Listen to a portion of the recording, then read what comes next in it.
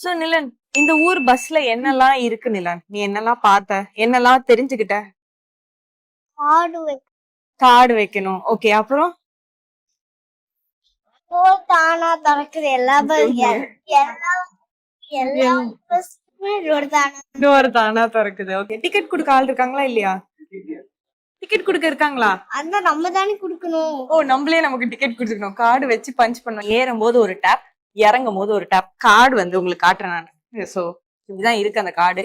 இதை வந்து அந்த இடத்துல இப்படி ஜஸ்ட் டேப் பண்ணோம்னா அது வந்து டிடெக்ட் பண்ணிக்குது எவ்வளவு பேலன்ஸ் இருக்குன்னு. இறங்கும் போது திரும்ப ஒரு டேப் பண்ணா எவ்வளவு ஸ்டாப் தள்ளி இறங்கணுமோ அதுக்கேற்ற மாதிரி காசு அவங்களே எடுத்துக்கிறாங்க. ஏன்னா பஸ்ல எல்லாம் நிறைய ரூல்ஸ் போட்டிருக்காங்க.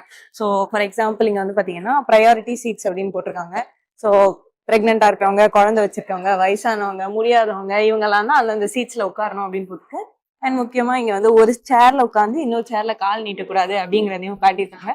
இதை தாண்டி சிங்கப்பூர்ல ரொம்ப அழகான விஷயம் என்ன அப்படின்னு பாத்தீங்கன்னா, நிறைய பேரு எல்லாருமே ஒருத்தரும் ரூல்ஸை வந்து கரெக்டா ஃபாலோ பண்றாங்க. எல்லா ஊர்லயும் ரூல்ஸ் இருக்கு. பட் இந்த ஊர்ல ஒரு சிட்டிசனும் அதை ஃபாலோ பண்றாங்க. எல்லாரையும் ஃபாலோ பண்ணவும் வைக்கிறாங்க. அண்ட் சிங்கப்பூர்ல இருக்க பஸ்ல ரொம்ப அழகான விஷயம் என்னன்னா, இங்க கண்டக்டர் கிடையாது.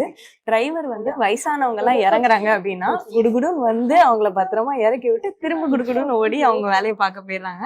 சோ அந்த கேர் எனக்கு ரொம்ப பிடிச்சிருக்கு. அந்த ஹியூமனிட்டி ரொம்ப பிடிச்சிருக்கு. இதெல்லாம் எல்லா இடத்துலயும் இருந்தா ரொம்ப அழகா இருக்கும் அப்படின்னு நம்புறேன் நான்.